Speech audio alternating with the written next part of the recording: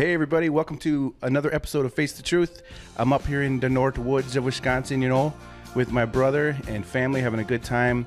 Had to escape Chicago for a little bit. Had a great time yesterday out on the lake. It was awesome. Just chilling, drinking a lot of wine, and checking out the fish and that sort of stuff. Anyways, we're having a really good time up here, chilling out. And as many of you know, I grew up in a home with a lot of art. My dad's an artist. My brother's always been talented in many ways, and I have a few things I want to talk to him about, which I think will be fun.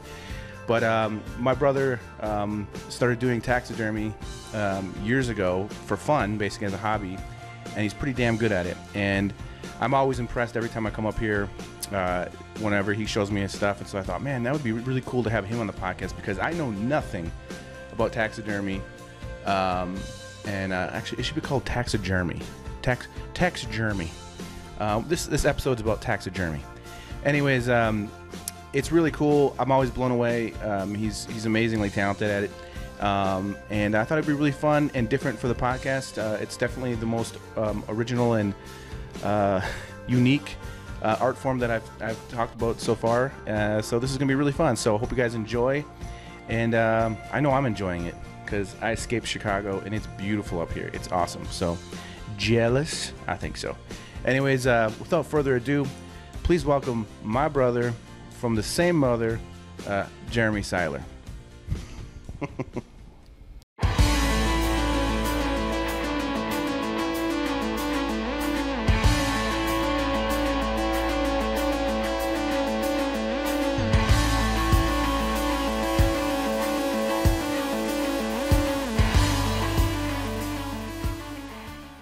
All right, cool. So let's open up one of these Leinenkugels. Cheers. Summer shandies. I gotta tell you, it feels good getting out of Chicago, being up here in Wisconsin, having a Wisconsin beer. It's nice. Yeah. And yesterday, hold on, I gotta take a sip of this. This is actually from our old stomping grounds, basically Chippewa Falls. Yeah, Chippewa. Over by Eau Claire. Oh, that's really good, actually. I don't think I've ever had one of these before. Yeah, it's more of a summer beer. It's nice. Yeah. Too bad they're not a sponsor. Leinenkugels. Sponsoring Face the Truth, Yeah. Yep.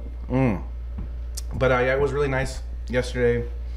We went for a really awesome boat ride. That was fun. What was it, like 4 or 5 hour boat ride? Something like that?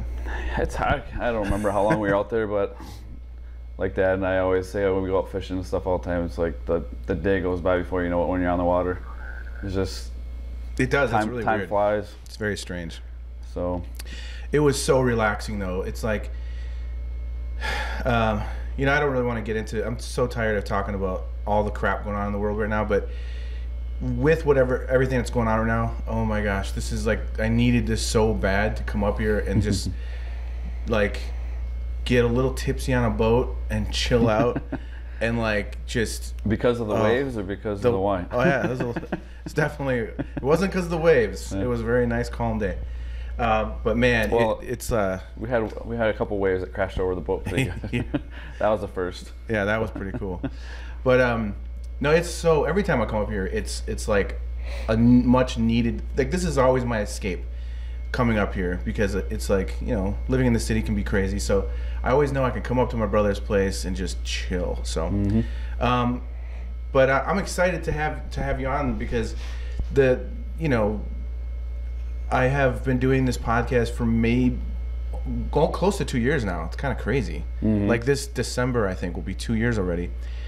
And I've never had a taxidermist on before. And what's funny is I was kind of like not sure how are people even gonna respond to it, and I thought it was an exciting and great idea, because it's the whole purpose of this podcast is to explore art, talk with all kinds of artists, and talk with artists that I consider to be excellent. I don't just have anybody on the podcast, and so I'm not having my brother on the podcast because he likes to take dead things and make them talk again. It's not anything creepy and weird like that. And the thing is when you started getting into taxidermy, I thought, oh, that's kind of cool, because you're really into hunting and stuff like that. So we could talk about how you got into it. But But then you started showing me what you were doing, and I'm like, what the hell? That's crazy. Because it wasn't just, you normally, like in Chicago especially, there's a lot of bad taxidermy. Oh, it's everywhere. Yeah, it's and not so just Chicago. when you think about, but like, you go into a bar or something like that, a lot of times there'll be like a deer mount or whatever. They're always terrible, and it's almost part of the charm and it's kind of funny. So when you started doing, it's like that deer looks alive. It's crazy. Well, not when I started. Yeah, not when you started. Yeah, the first few maybe not. The one thing with taxidermy is if you're going to do crappy work, it's one of the easiest art forms you could probably do, because it's really easy to do crappy taxidermy. Yeah. Like anything. I'm sure it's easy to be a horrible musician too. Yeah, it's just like the more you do it, the more you realize how much you suck. And then it pushes you to want to get better. And so I really, when I first started, it was my first year ever. I was very proud of it, and I thought I did pretty awesome. But it's because I just didn't know what I was doing yet. Once I started, especially once I started joining the state association, where you have competitions and stuff, and you can see some of the best in the world doing their work, and you can see the potential of what can be done, what others are doing, and it's like, holy crap. Yeah. Like and I've always had that competitive attitude, whether it's sports or anything. It's like, if somebody else can do it, I got to be able to figure it out. So that's kind of how, like, just when I just did my first fish ever this last week, basically finished it up, and I never really saw myself wanting to do a fish, even though I like fishing a lot. It's just not, for whatever reason, there's certain species of things that interest me more of doing, but you just see certain people do it so well, and all of a sudden you're like, man, I just got to try it and just see. And it gives you a whole new respect of what those guys are capable of with the masters and stuff. I got some friends that have won best in the world a couple times and stuff, and it's just amazing to see that stuff in person. Yeah. So the same thing with the deer and everything else I've done. It's just, you go and then you see the improvement, and then when you get critiques by some of these judges and stuff, and we can talk a little bit more, I'm sure, how some of these shows go. But they're hands-on, and they know every single muscle and the names of the muscles for the most part, and they can just touch and feel everything that you're doing and show you with models of what's right, what's wrong. And see, this is another reason why I like this a lot, is because I know this is going to sound weird. I'm thinking about it before I even say it. I'm like, this is already sounding weird, and I haven't even said it yet. But I always think of true artists as, like, you could borderline serial killer. Like, we could go either way, like, because artists sort of have a fascination with and an interest in like bodies and anatomy, and like Dad just had carpal tunnel surgery, and he asked if he could watch, and they were like, oh, cool, okay. Yeah, they gave him the opportunity to see. Yeah, and so he thought it was so cool watching him peel his hand apart and stuff, and that's of course what Leonardo da Vinci's, like, one of the things he's famous for is messing around with cadavers before that was even something considered morally okay, but also the obsessiveness of artists, the need and the desire to see how much we can learn and figure out, and how much can we get away with, and everything else. But it is, besides the murder and the sneakery of murder, it's very close to, like, whenever I watch like serial killer shows, I'm like, I really relate to this guy, except for the killing part and all that stuff. But the true serial killers seem like artists. So they're very, I'm always like, man, this dude's an artist. Like, look what he did. Like, well, not anybody can make lampshades out of. Well, they definitely didn't do it on accident. They planned it out, but. Yeah. I told you it's gonna sound messed up. Yeah, I don't think I relate to that too much. What I'm saying though is like, I think it's cool that, like, because I think it's cool to be able to take like an animal like the fox that you made and gave to me for Christmas. It's so cool. Like, you got this fox, and you've never really done one before, I don't think. No, right? That's the only one I ever did. Yeah, and it's amazing, and it looks like a real live fox, and it's really cool. But yeah, I'm not saying you're like a serial killer, but well, to some they might see me that way, because I understand it's a touchy subject for some people, but that's another thing I thought of, is people are gonna be like not into like you know, the whole idea, like people have a hard time with hunting. People have a hard time. One thing I would with, recommend, since it just crossed my mind when we're talking about the way some people might perceive it, but, and I know I recommended it to you a long time ago. I don't know if you actually saw it yet, but there's a really good documentary that came out about a year ago or so now. I know a few people that are, or I've met a few of the people that are in it.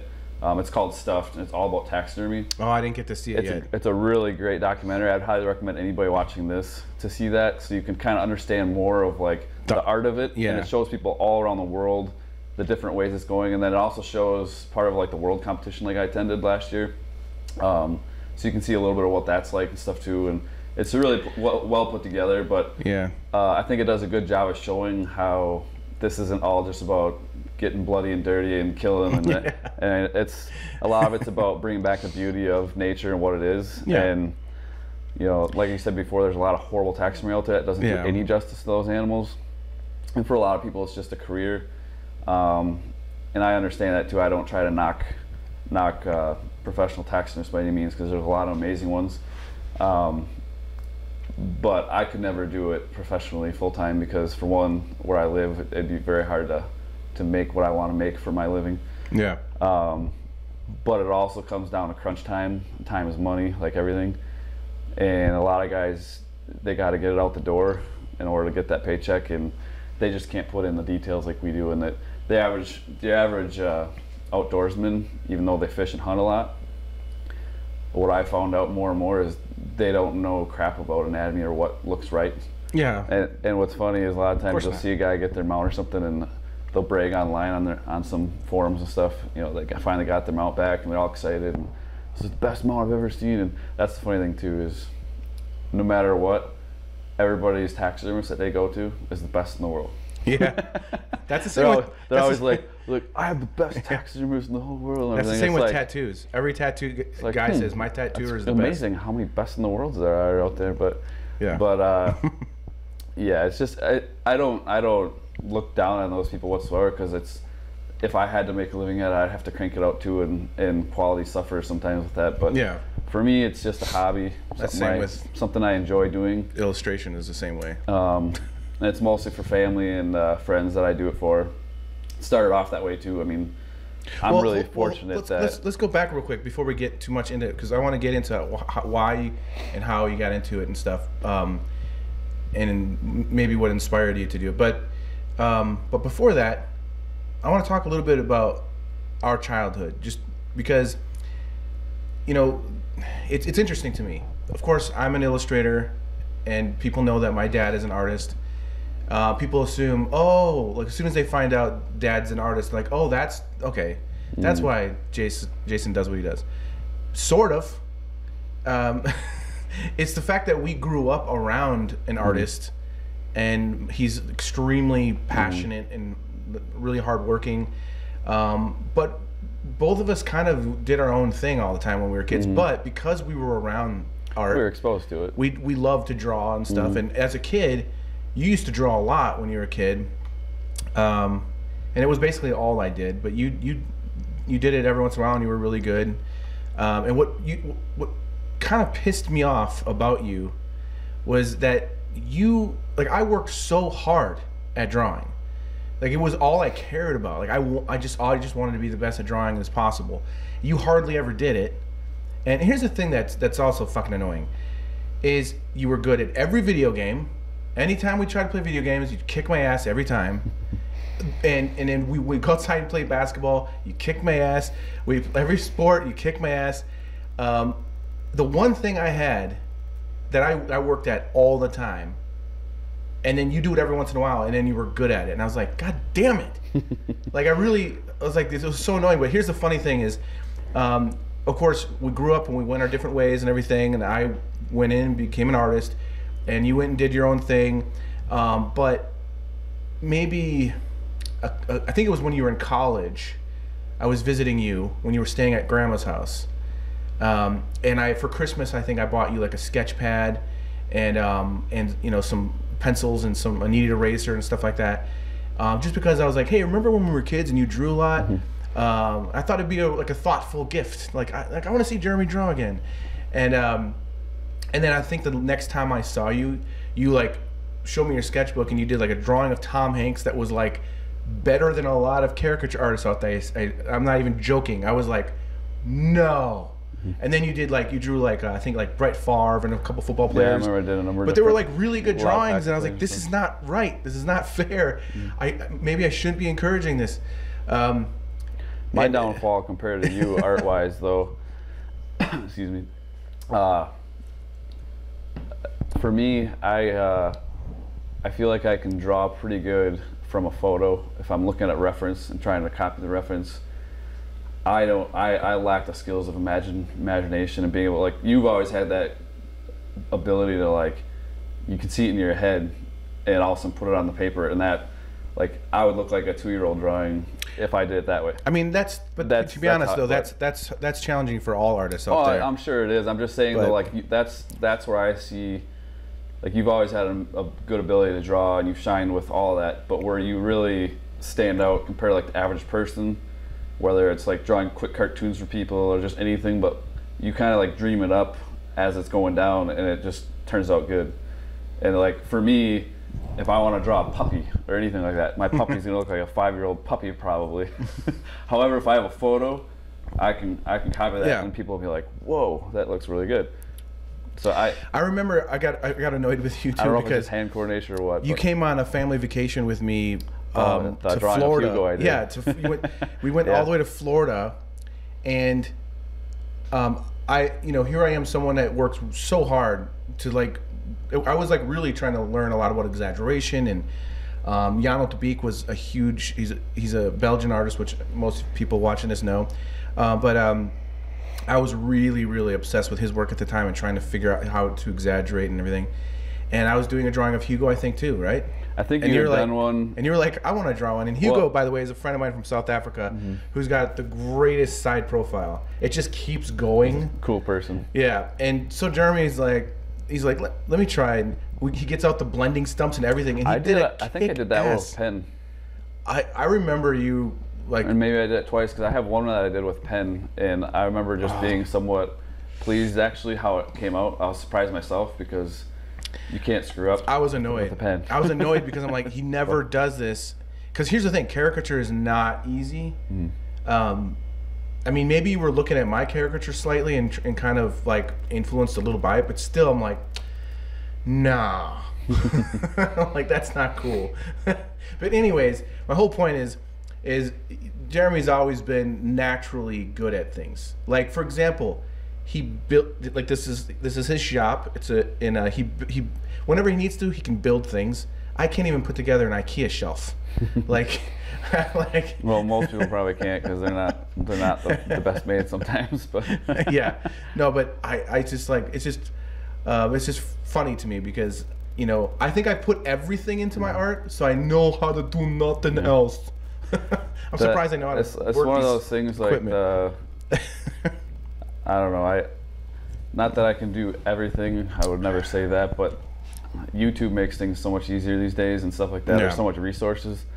I've always just had that attitude. True. Like, if somebody else can do it, I can do it. And nowadays, you know, like you said, whether it's projects around the house or whatever, even doing like electrical work instead of hiring an electrician or something, you watch enough videos, and then I know enough basics from previous jobs I've had and stuff too. But it's like, you know, unless it's something that I'm definitely afraid of, that I could burn the house down or kill somebody, I'm like, I can do that. Like, look how much it costs for me to do it myself. Like, I mean, out of high school, I remember a couple times, one funny time, my dad was actually visiting me in Green Bay, and my brakes completely went on my car, and I didn't have hardly any money at the time. I was going to school, I had 2 jobs and stuff, and that was my only way to get around. And he was getting ready to come back up north to go back home, and I was like, Dad, like, I need help. Like, can you help me get something with these brakes over? And he brought me, he gave me a ride to the Champs Auto. We bought like a little manual book for the year of my car. I don't know if you remember seeing those. They used to be able to get those thick books. And bought the parts I needed, dropped me off back home, and he's like, I gotta head home, you know, and he came up north, and so at least he helped me get the parts and all that stuff, and I got home, and I was like, okay. And I had like a couple wrenches, I had like no tools, so then I had to ride a bike and go back to the store again, because I had a few tools I just absolutely needed to do. I had to replace the calipers and the brake pads and all this stuff, but But it's one of those things. It's like, for one, it comes down to money. Like, I can't afford to pay for somebody, but I also am intrigued and excited to kind of try something and see if I can do it. But I didn't even know cars had caterpillars. I don't even know what you're talking about. No, not a caterpillar. Yeah. Caliper. Oh, okay. Yeah, welding. I just because of one of my taxidermy projects this year, actually, for some of these competitions, they have specific rules that if it's a certain weight limit or over 50 pounds or 100 pounds, whatever, you have to have wheels for your piece to move around if it's like a pedestal base, because when they get so many pieces coming in and everybody's showing up at different times, when they arrange the showroom and everything, sometimes they don't just plink it all on the line. Sometimes certain things fit better in certain areas or the lighting and whatnot, so they move stuff around. And so I had my whole piece designed and practically built, and then all of a sudden I realized that I'm going to need to have caster wheels on there, so I had to design a way to weld it all onto the frame and create that and everything. But I didn't want it to be exposed because I thought it looked stupid to have my piece and all. You can see all these rollers underneath. So I had to build it to where they're up underneath, and basically only had about maybe a 1/4 inch at most clearance off the ground. So, and the wheels I had way inside so that you couldn't see them. So it just kind of looked like it was just sitting there. You were like a 1/4 away from actually inventing R2-D2. Like very close, but, with deer heads sticking on top. So I had to buy a welder and teach myself how to do that. Yeah, that's crazy. Which wasn't too hard for my welding is, it's not good looking, but it gets the job done. But it works. Yeah. If it holds, I'm fine. I don't care if it looks good. I'm what they call, I'd be a grinder, not a welder. They call me a grinder too, but for other reasons. Yeah. Like, I just see, that's like, what happened to your car? I'd be like, that car's gone. Like, time for a new car. Yeah, like, I can't, you know. Yeah, I mean, I remember one time though, like maybe 6-7 years ago, my car, I was like way out in the suburbs, and all of a sudden my stick shift it was just all loose. I had no idea what was going on. My car wouldn't move anymore. I pulled over luckily in time, and there was nothing there anymore. It was just, you know, gone. Well, it turned out that my transmission was totally dead. Yeah. And so I had to get it towed all the way back to Chicago. And I just remember thinking, how much, like, I can't remember how much I spent on that car. It was a piece of junk. Yeah. That black Saturn I had. And I think I had to spend like $1,800 to like get a new transmission in this car. Long story short, not that long after it, I traded the car in and only got $500 for it. Oh man! After all that, so that's I'm not a car person at all. But anyways, so one thing about our childhood that contributed to a lot in both of our lives was that we grew up in North Wisconsin. We did a lot of hunting and fishing as kids. You never stopped. I, of course, moved to Chicago when I was 18. But I mean, we grew up shooting bow and arrow every day. I mean, we were always outside fishing and exploring, and we did a lot of stuff outdoors. So we had a huge interest in that. But you always stayed with hunting. And the thing I always thought was cool about you is that you're not one of those guys that just, you know, like there's definitely those hunters out there that go out in the woods and crack open a beer and smoke a cigar, and they just wait for something to come by, and they, you know, and there's no sportsmanship. Yeah. And they're usually the ones that don't get anything anyway. But you're always like super serious about it. But the thing I always appreciated is what's really cool is you know everything about deer. It's crazy. Like, you know so much about not just their anatomy for when you're doing your mounts and everything, but just like their social behaviors. Like, you know, like what time of year to do, you know. Yeah, it's you put a lot into it. It's very important if you're hunting or anything. You need to know the ins and outs and what they're doing, why they're doing it, and you still, just when you think you figure it out, you don't. But I mean, you even have fields here know, on your property, though, you that have to know that made for feeding the deer. Yeah, we see. Yeah, and I don't really myself hunt my own property, but I like to have the wildlife and like see them around and like to provide the food for them. So I have clover fields and stuff that they walk in and feed in every night and stuff. There's a bunch of little fawns out there, but no, it all helps. I mean, especially my favorite thing is with a bow. It's much more difficult for one, and you get to see them at a time of the year where the Orange Army isn't there. And what I mean by that is you would know is once gun season comes around, you have to wear blaze orange, and the woods just have a lot of people in them that normally aren't ever there. And a lot of those people are, like you said, they just drinking beers and it's just tradition, and they're going out and doing whatever they're doing. And I don't do much of that anymore. Hey, you see a buck today? Yeah. You see a buck out there? Oh yeah, you know I did. Yep. Yeah. And then. Yeah. No, I mean, Dad and I. Sounds good in the headphones. Not only I continue all this time, obviously Dad has and stuff too. So a lot of it's just a special thing for us to do together too, stuff. So we still gun hunted a lot of years and stuff, but now it's just, for one, we have so many wolves and bears and a lot of predation besides hunters and stuff too, and the numbers are down. And I like to try to say it in a way where people don't take it the wrong way, but I won't say trophy hunting, because most people are going to say you're only targeting big trophies and that you don't care about the meat. And as Jason knows, that's pretty much all we eat is wild game for the most part. Between fish and elk and deer. We should have brought some of those venison sticks down here.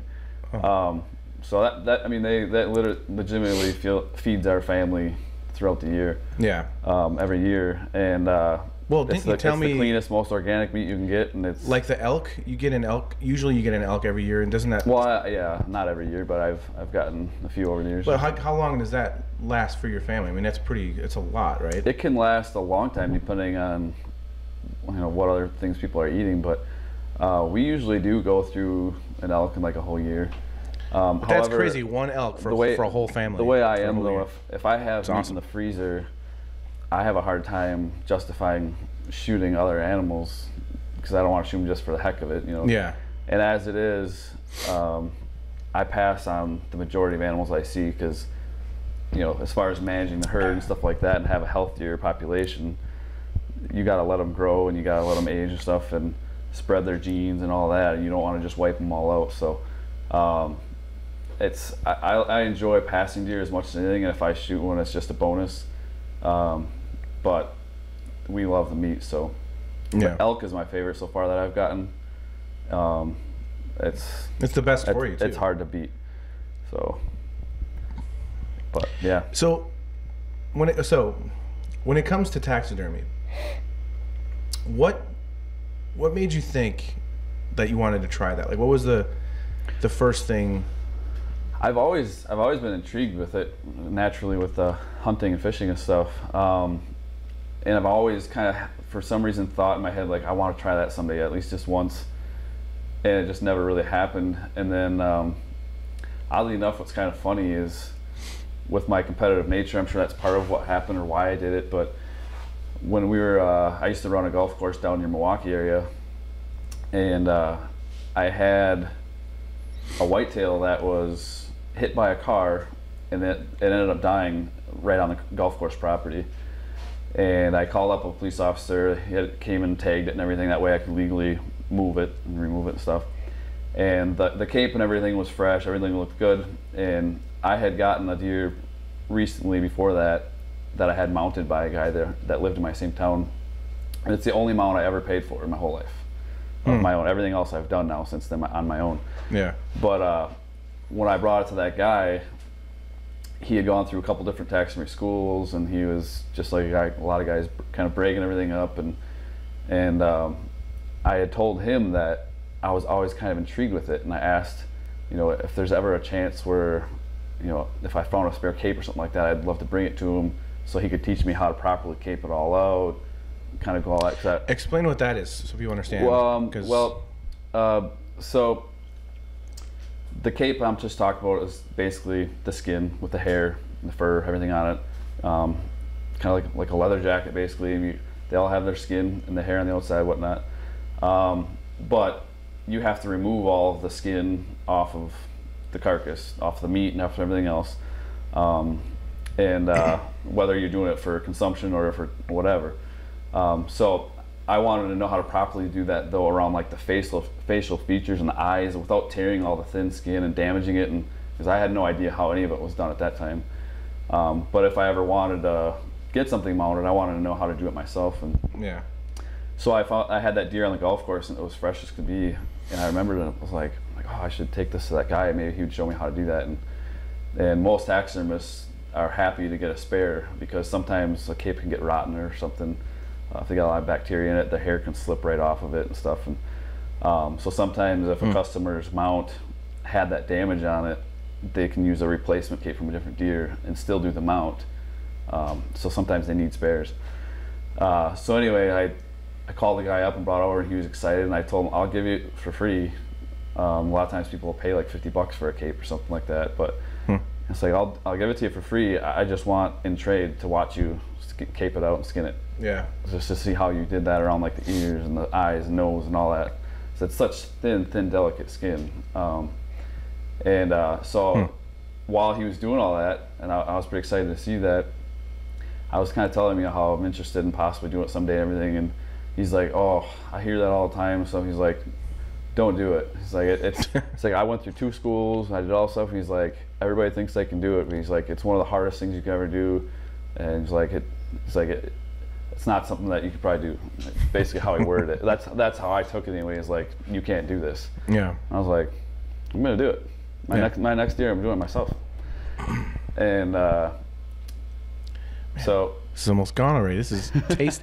I'm so hot in here. Yeah.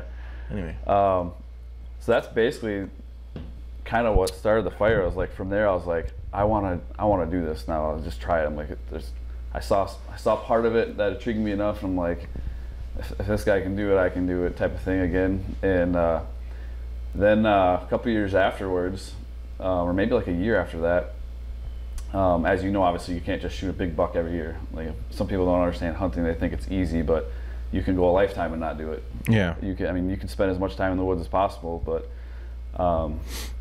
so I think it was like a year or two later, Dad and I were at a showdown in Green Bay. That was just like a sporting event show, and they happened to have the taxidermy competition going on there, which I didn't even know. And they had an exhibition area where you could view all their work. And I was walking through, and I was really admiring this one piece. Like, that is one of the coolest mounts I've ever seen. Because at these shows, you see stuff that you'll never see in somebody's wall for the most part. It's really cool pedestals and all these actions instead of just a head on the wall or something. They got a lot of really neat stuff. And so I was talking, and it turned out the guy that was standing next to me happened to be the guy that mounted that. And I was like, holy crap, you did this? He's like, yeah. And he's like, explained to me what was going on that weekend. And he's like, yeah, if you're ever interested, you should just attend one of these. He's like, what they do at these competitions is not only do they have the competition part of it, but these judges that they fly in from all over the world that are masters in this, that judge these shows, are also there during the time giving seminars during the day. And you get to see hands-on how they do stuff. Yeah. And so you're learning all these awesome tips that would take you forever to find on your own. And you're seeing it done hands-on, and you're seeing the benefits of it. And so it's just really intriguing. I started doing that, and that's when, I still feel like my work stinks. I think everybody does, because it's never. Yeah. But hold on a second. It's never going to measure up to the real thing. But that's when my work started really getting better from learning from those guys. Hold on, I just gotta interrupt real quick, because I totally relate. I feel the same way. I just did a cover this week, and I only had like a day to paint it, and I felt very proud of it while I was working on it. Now I look at it, and there's so many things that I'm like, oh, that's terrible. So I get it. I understand that. But I remember, like, now, I know I'm not going to get all the details right here, so forgive me, but I remember the first competition you went to, I was like, oh man, good luck. And you're like, nah, I'm not going to win anything. And then you did. You won, like, in the amateur, right? The first time? Yeah, it's the Choice Award. It's up on there. It's for the amateur division. Yeah, look at all the ribbons up there. The first time, you were saying that. That was basically just an award by the peers for which amateur mount that they felt was the best of that year. So yeah, but I mean but this happened from my perspective and memory, this has happened every single time that you've gone to a competition. I'm always like, oh, good luck, you're gonna do awesome, and you show me the work and I'm like, that looks sick, and you're like, yeah, I don't know, I probably won't get anything this time, and you know, but every time you win something. So I mean, but that's the true nature of an artist anyways, or not even just an artist. I think someone like you've always been like, even when we were kids, you know, when we played sports, you were always like so hard on yourself if you didn't kick ass during the basketball game or whatever it was. Like, you always had that, you know, which I think that's what it takes, and evidently it's what it takes to be able to do this kind of work. I mean, especially like you went neck to neck with pros like pretty quick. The people that like I said, Wisconsin is one of the most competitive states there is in all of taxidermy, and they did amazing at the World Show last year and won most of the major awards.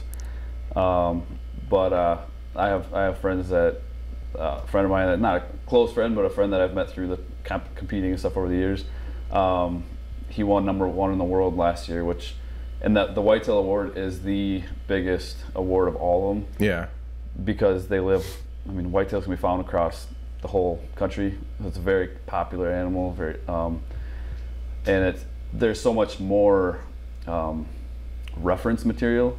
Yeah. And that's part of what makes it that much harder for the competition, because the judges know 100% the muscles, the detail, all the reference in the world. You can get so close to them at deer farms or whatever, all these places. So it just makes it that much more competitive. But these guys, they're just on a whole nother level. It's amazing what they're doing. Well, I think I mean, obviously you're learning things from that, which is awesome, but I think it's really cool because in the last few years that you've been doing this, you've shown me some of the things that you've learned and started doing. Like, I mean, the craziest thing, like your last mounts, you learned how to make the inside of the nose of the deer transparent. So when you because the judges go in there with flashlights, and you have like transparent, like almost, what is it, like cartilage in there, and then you paint in the little teeny veins and stuff. Yeah, it's called the septum. That part, yeah, that's actually. I mean, I've never heard of once you know stuff, it's actually not nearly as complicated as you once think it was. What I'm saying though is it's kind of funny because, you know, most people look at a deer mount or something and they're like, oh, whatever. But you go into the even to the fact of the ears, like you go and you mold the actual muscle with like clay and different things.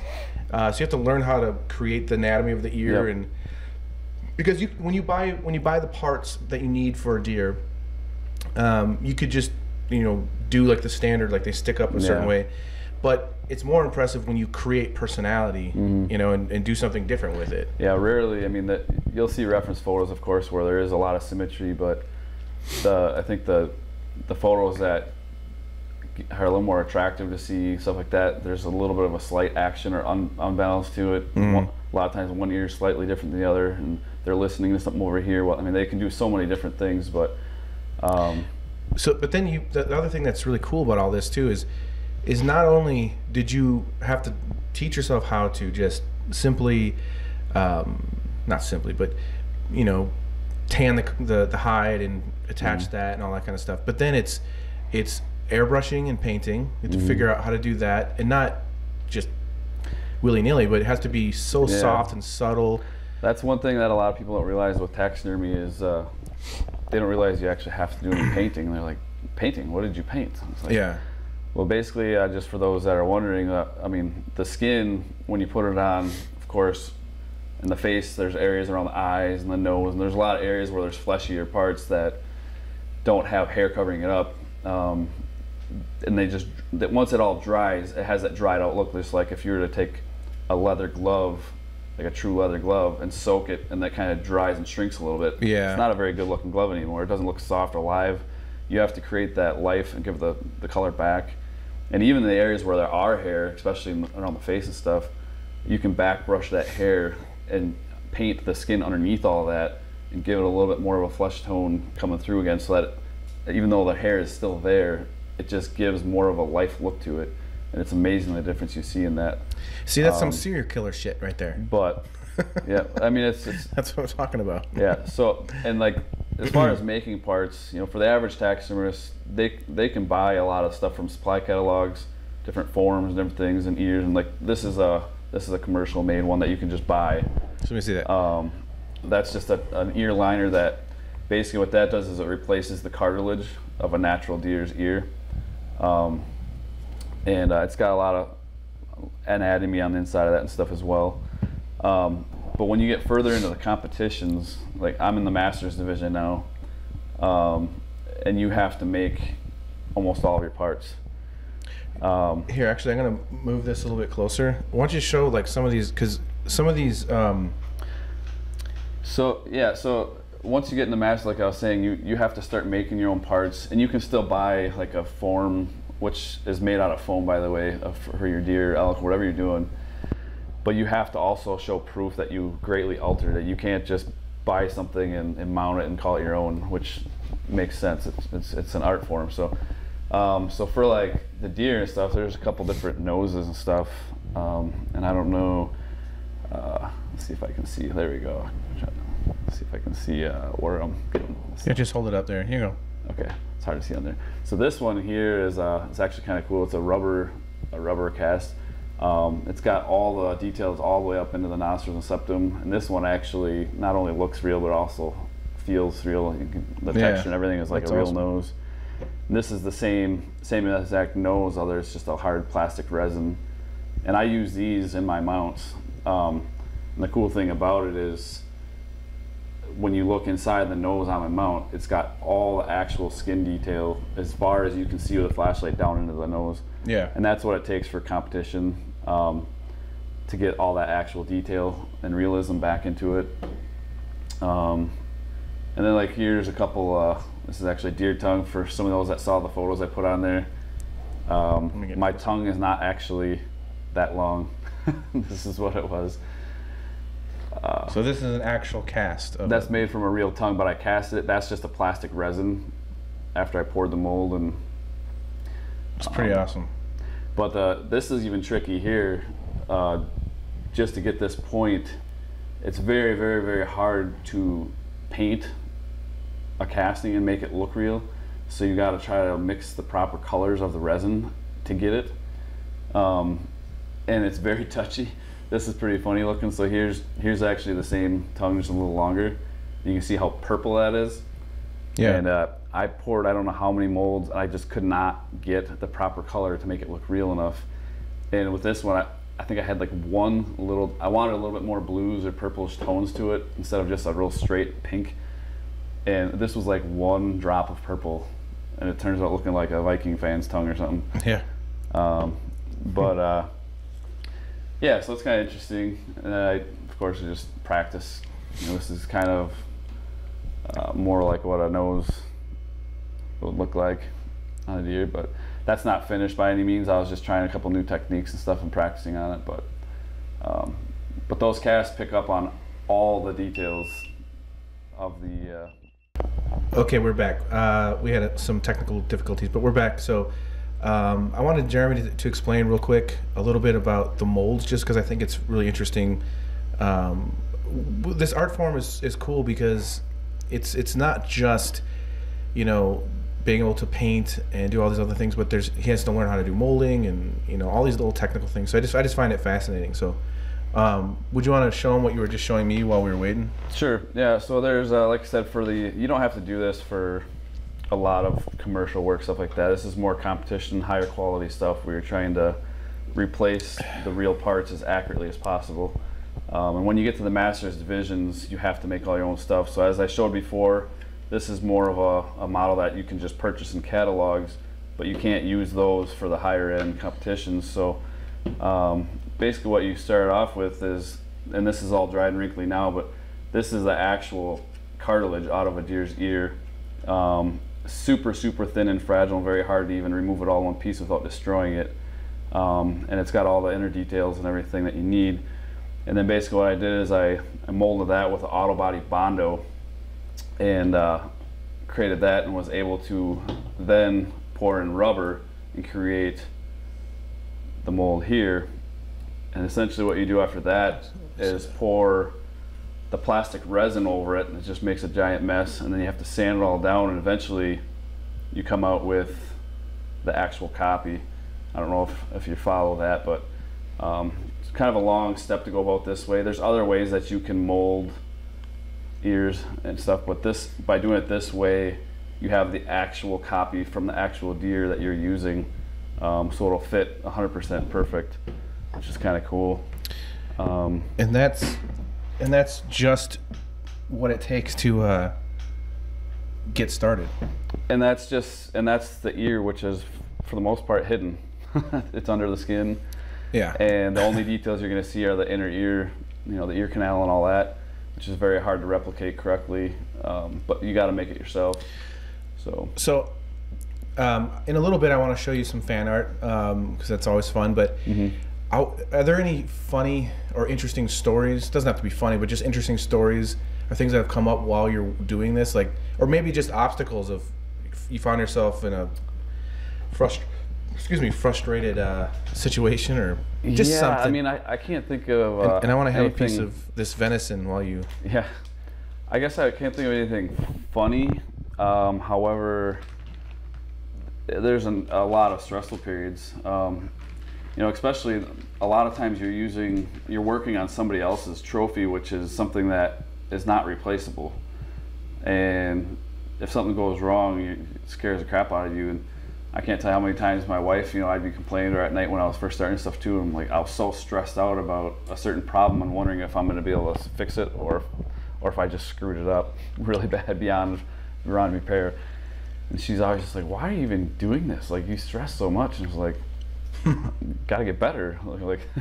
But now I'm to the point to where like I hardly get fazed by anything, because I now know that with enough creativity and experience and stuff that I've gone through, pretty much anything is fixable. Whether you have to cast something or just completely hide it, or I have enough skills now to where I can take epoxy and blend things and make it like it never happened. Whether it's big holes in the skin or whatever, you can sew it all up and you can hide it and patch it. But there's just, I wouldn't say anything funny. I had a pretty nice deer once that I was just about ready to start mounting. I had everything ready to go, and the rack fell off the stand on the floor and shattered in half. Oh my God. In the skull plate.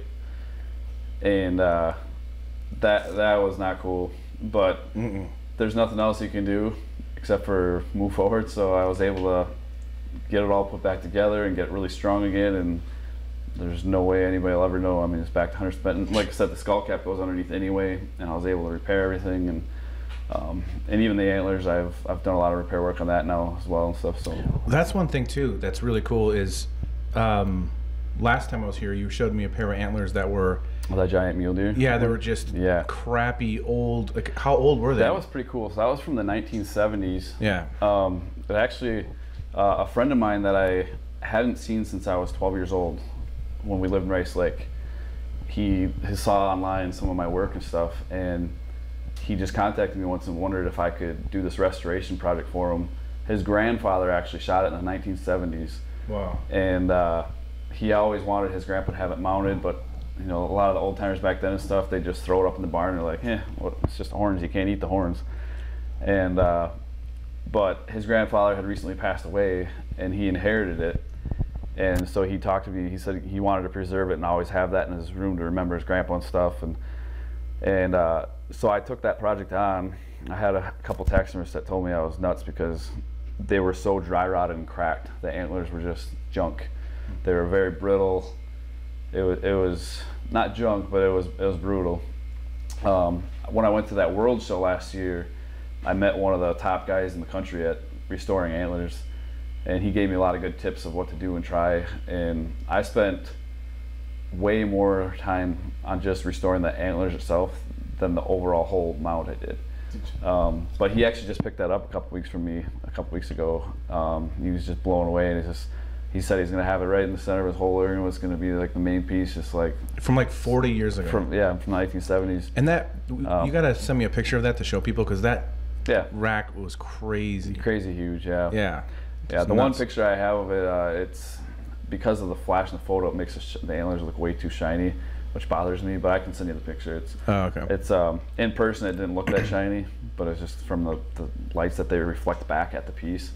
But yeah, no, it was an amazing animal. But I'm glad. That's what's cool about nowadays. Like back in the days, like Dad always says, people didn't share tips and techniques, and they all kept it to themselves, and there wasn't all this online information.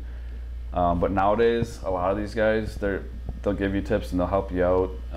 They might not give you every little bit of tips that you need, but they give you enough to where you can explore on your own and not completely learn by mistakes. Yeah.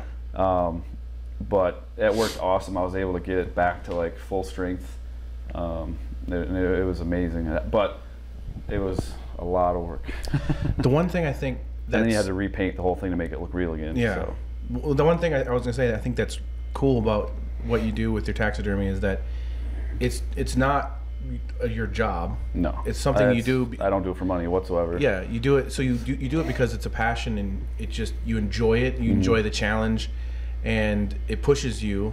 It's not easy to do it, and you want to do it well. Like you said, what would be the point of doing it if you're just gonna do crappy? Yeah, I have no interest in doing it if it's not gonna be done. I remember years ago I was trying to get you like, dude, we should do I'll come up with a funny. You wanted me to do like a cartoony type mount. Yeah, I was like, let's do like a raccoon and put a little suit coat on him, and he's got like a pipe or something, and he's like, hey. Yeah. You're like, no. Nah.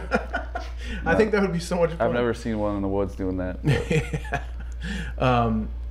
But I mean, it's cool though that you like the fish that your first fish that you just did. You know, you never had done one before, and I just think it's. You know, it's a cool way to like relieve stress in your personal life and everything else. Excuse me, I'm burping venison now. These venison sticks are awesome. Yeah, they are. I call them Bambi sticks. They're so good. Give me another Bambi stick. What was I trying to say? I was trying to say that, like, you know, I think it's important as an artist to have something passionate that you want to push yourself, whether it's like oil painting or whatever it is, because I feel like without a struggle in your life, or not just your life, but because of course we all would rather not struggle, but you have to admit struggle is what makes us better and gets us through things, and that works when it comes to art. Without a struggle, like I'm sure right now, I guarantee you actually the fish that you just finished that you worked really hard on, I guarantee you do a few more fish, you're gonna hate that one. Oh, I know I will. Yeah, I already have things I don't like at all about it. Yeah. But we need that struggle in order, as an artist, to improve, to get better, to take things to the next level. And I think that's what drives us to continue. Because if everything was just easy, why would we do it? Yeah. You know. Well, one of the reasons why I wanted to do that fish too is, and one of the reasons why I probably held off for so long too is. It's the toughest part by far. There's a lot of things that go into it to get everything back and correct anatomy and stuff, and just blending transitions and stuff with fins and whatnot. But the paint job is like, that's where you're gonna win it or lose it. And my paint work that I do on deer or stuff like that, it's still very, very important. But you have smaller areas you're working on, and not that you can get away with mistakes, but if hair gets paint on or everything, it just brushes right out. It's really easy to clean up and stuff. So you're basically only painting the skin on the animal and trying to bring that skin back to life. And it was cool because you were showing me last night how, like, from a distance, you're looking at a crappie, for example, and you see this pattern. But when you actually look in on a real crappie, it's actually little teeny spots everywhere, little dots. Especially on the lower portion. It's just a lot of... It's like pointillism, basically. Yeah. But with the fish, like I was trying a lot of different techniques, and I'm glad I did it because I learned a number of different things, even just simple things about different better ways that I can mix with my airbrushing. And I usually thin it with lacquer thinner and stuff, but add a little bit of retarder and stuff to it. It slows down the drying time a little and doesn't catch on the needles much. But I had like half the fish painted at once at the first point, and all of a sudden it just spit a splatter of paint on it. It's like, oh crap, there's no wiping that off. Like, it just start over. Yeah. Clean it off. It's like, so then the next time I never had that happen again because I was just that much more cautious and careful, and you learn from those mistakes and stuff and learn how to avoid it if possible. But yeah, it's amazing all the hours you can put into that, and it just screwed up and just like that. So I mean, so I have one question before we go, just concerning this, because this is an art podcast, and that's why I do it. For those of, I mean, we've obviously talked about enough of this stuff, but we didn't. I mean, there's so much more detail you could get into. Yeah, we didn't cover a whole lot. Yeah, you could go into challenges. Yeah, tell me some of the things, because Like, I want to know like a little bit more. People probably wouldn't understand unless they did it, but kind of like mentioned it before with the leather glove thing. When it gets wet and all of a sudden it shrinks and it crumbles and it's way smaller than normal. Same thing basically happens on a mount. You have the skin and you're putting it over your form, and essentially as it's drying, it's shrink wrapping to it. So you almost have to, it takes a lot of experience to get this down, but all the crucial detailed areas that you want, you almost have to sometimes exaggerate those details slightly, because as that skin, you know, if you show it, your finger flexing, your hand flexing or something, you tuck that skin into an area, it slowly, as it dries, is going to flatten out, and all of a sudden you lose that detail that you put into those creases and those different areas, and it just doesn't look as good, and it might not happen on both sides evenly. So you got to do everything as possible, as detailed as possible. You want to let it dry out a little bit, but not too much while you're working, because if it's way too wet and saturated, it's going to shrink even more, you know, the cape and everything. So you're dealing with real skin that's tanned. But there would be so many more amazing taxidermists out there if you could just sculpt everything underneath like actual anatomy, put the skin on, and if it just stayed exactly how you had it, you'd have so many people just amazing. Yeah. The challenge is, not only do you have to get it underneath properly and get all the muscles back how they belong, but actually having it all dry properly and fit where it needs to be and have it hold where it needs to be. In fact, a lot of times you're actually, you're basically replacing the muscle and everything when you put the form underneath, everything to the size of the skin. You have to measure the skin, you have to put everything back to get it back to the exact size animal that animal was. Yeah. However, it's actually best to do slightly smaller dimensions on like the form and everything underneath. That way you have a little bit slightly looser skin, so as it starts drying, it's not pulling too tight and it's staying in the area better. And that's just a lot. I mean, that can be affected by the humidity in your shop, by all, I mean, yeah, there's so much that goes into it. There's so many factors. In my shop in the winter is heated by wood, an outdoor wood stove, so it's fairly dry. Yeah. And some guys work like a week or more, and they can keep the humidity in their room to where they can keep tweaking and shift the skin just slightly. And you got to get every hair pattern where it belongs. There's little hair colics and stuff, but if it's not in the right spot, the judge is going to nail it immediately. I mean, you got to have everything perfect. And with me, a lot of times by day 2, I can't even hardly budge my skin. It's so dry that fast. Yeah. So I've had to do a lot of things with putting plastic bags over. Sometimes, you know, just mist water over the whole thing and keep moisture, and then bag it almost like you do with like potter's clay to keep that moisture in there, so that the next day I can just tweak a few things here and there. And then the grooming of the hair. There's just so many things that are. Well, then there's the painting too, because then you have to also, you don't just airbrush paint on there. You have to do it in like thin layers and understand what layers. You got to create the depth. You have to build like colors, layers. It's not just, you know.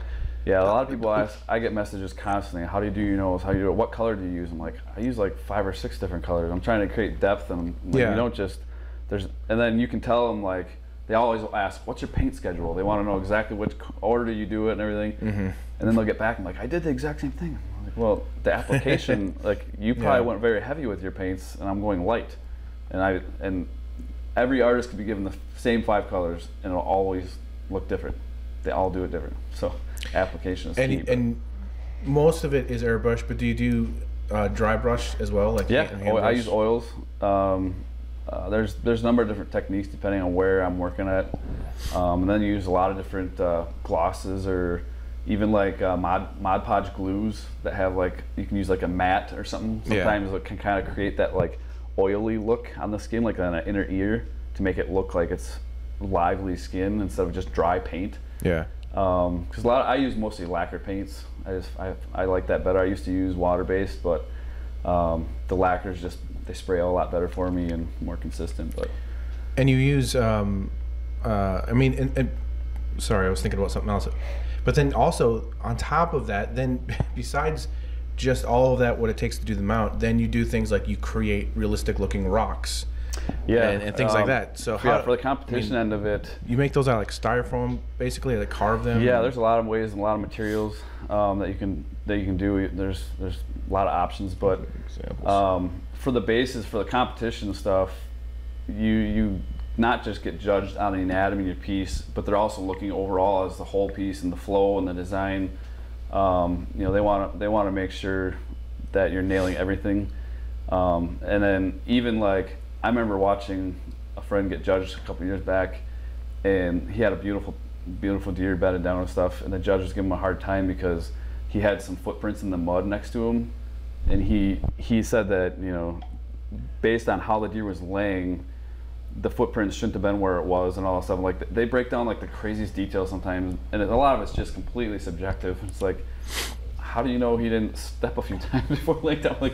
It's weird sometimes how. Well, it's funny. I remember Dad. But they'll critique everything. Like, well, at the time of year you have this, you wouldn't see this flower here. Exactly. Like, that's completely wrong. I was gonna say, Dad told me once that one of the duck stamps or something that he entered, this guy did this amazing painting, and he was gonna win, and I think it was $2 million was like what they win if they win it or something for the federal duck stamp. Yeah, I can't remember exactly what. It was crazy, but he lost because he painted the wrong kind of pine cone under the tree. Like this is, you painted this kind of pine tree, but then you painted a pine cone from the wrong tree, and he lost it.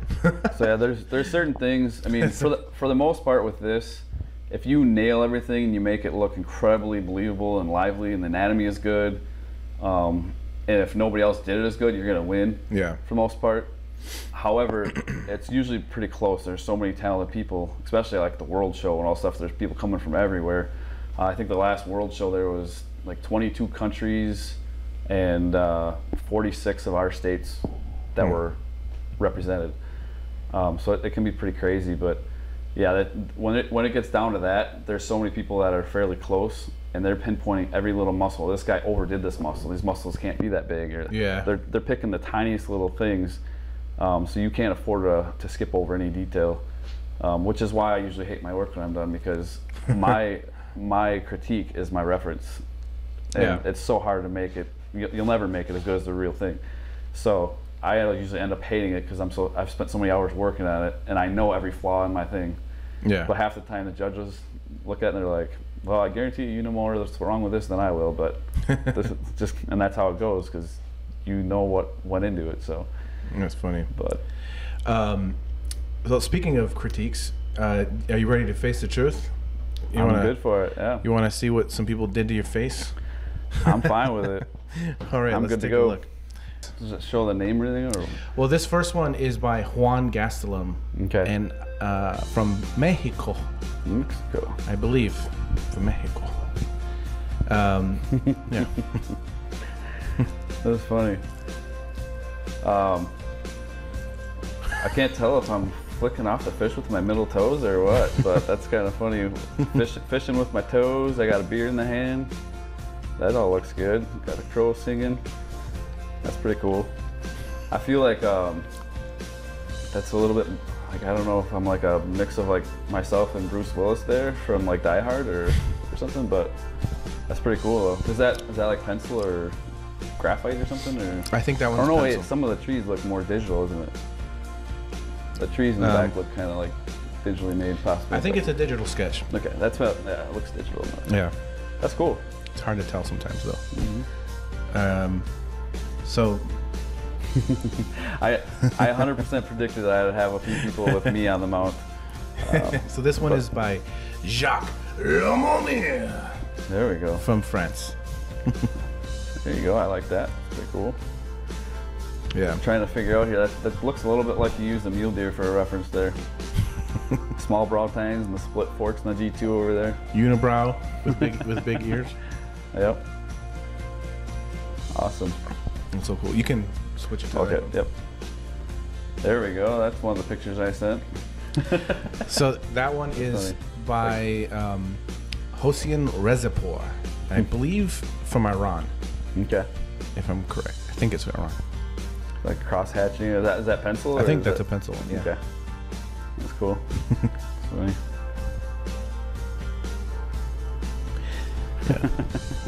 Yeah. This one That's is an interesting style. Yeah, this one's from Dominic Zeilinger from Austria. Okay. I think I've heard on some of your past podcasts with that name too. Yeah. Zeilinger. Yeah. Cool. I'm glad I don't have that nose, like that big round nose, but or at least I hope people don't see it that way. But that's pretty funny. That's cool. That's funny. And, let's see. Well, there we go. This one is from Lars Eric Robinson from Florida. Florida. Yes. Cool. It's got the Seiler eyebrow on that one. Yeah. I think that one turned out pretty cool. Mm-hmm. Digital too, it looks like. Yeah. And I think there's one more left, and I think it's a gouache painting. Yes. Oh, okay. Yeah, so this is a gouache painting, and this is by I didn't get a name, but it's like Swaybuck or something like that, 77 or something, or 79 or. It's cool. I'll put the name on there so people can read it, but something like that. That's one of those ones that the further away you get in, the more details you see, kind of. Yeah. It's pretty cool. Well, I always like it when people send traditional stuff too, because a lot of people are doing. You know what's interesting is a lot of them you can't even tell anymore if it's a digital or traditional. Yeah. Some Well, this one you can see. Well, yeah, I suppose I could print it off too, and you can see how like the taped edges and it's laying on the table. Yeah. You can tell it's not digital, but that's pretty cool. Yeah, it's pretty cool. So, anyways, those are the representations of your face. Sounds good. I've had plenty of those from you over the years, so Yeah. I'm used to the funny ones. And Do you know the one I did from you I'm years surprised ago? nobody did the crazy tongue one. Yeah, I was expecting that. Like years ago, I did one of you for Schoolism as a demo, and students still see that because that class still goes. Oh, really? Where it looks like I gave you big balls Well, I for your know chin. sometimes you did like you put me on there was like a golf magazine you did one time, and I was like in the background Oh, with yeah, like yeah. Tiger Woods and stuff like that. Yeah. Putting you in the, no, it was Phil Mickelson and Yeah, yeah. I can't remember who else was all in. I thought it was both of them. But you're in the background going, huh? Yeah. It's awesome. Yeah. Sounds fun. Anyways, we thank you everybody for submitting artwork. That's awesome. It's always really cool to see. And I have something fun as we're coming up to episode 100 very, very soon. I've got a couple cool ideas. I'm going to reach out to some of you guys that submit every week to do something cool for that. So thank you so much for supporting and being a part of the podcast. And thank you, Jeremy, for talking about your taxidermy with me. Mm-hmm. Real quick before we go, is there anything like I just wanted to give the opportunity to talk about art, you know, a little bit more, and I just wanted to know if there's anything that you felt like we missed that you wanted to add, just when it comes as far as being an artist in taxidermy, because I know there's so much, like literally if you're actually going to get into it, it would actually be more interesting to actually film and watch because there's so many things. But yeah, I don't know. I'm sure you'll probably edit it or show some photos of some of the work I have. So we haven't seen a lot of that up to this point in person here on the video. But yeah, I don't know. There's just so many steps that people don't realize. I mean, even the tanning process alone can take a couple weeks just to get the skin preserved before you can even work with it. Yeah. And that's a huge job in itself. Yeah, I don't know. I guess there's not a whole lot that I can think of right now. I mean, I guarantee you if there was people doing like live questions and stuff, they'd probably have all kinds of unique things and that I could go on with. There's so many things that people would never imagine that happen throughout the process. But well, it's funny because the reason I'm bringing it up is I get weird messages from people, and someone wrote me like, taxidermy is not an art. Like someone wrote me that, and I was like, well, you're definitely wrong about that. Yeah. But do you feel weird sometimes, like calling yourself an artist when it comes to that? Because I think it for sure. I mean, people that make wine are artists. Yeah. I mean, I don't. I guess I don't really call myself an artist necessarily, but obviously I do believe that it is an art. And certain people make it more of an art than others.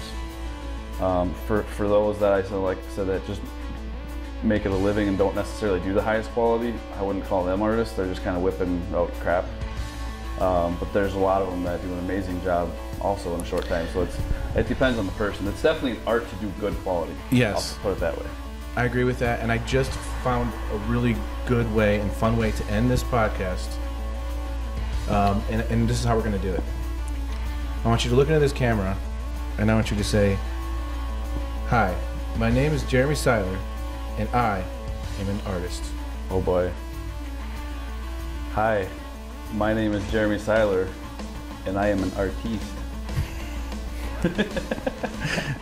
I can't say exactly what you wanted. Hi, my name is Jason Seiler, and I am also an artist. And this has been another episode of Face the Truth. I hope everybody enjoys this, and we'll all see you next time.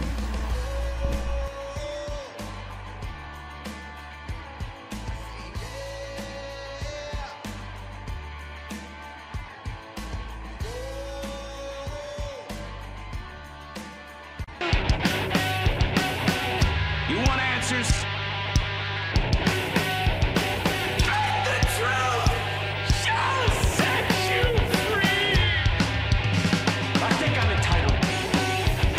You want answers? I want the truth. You can't handle the truth.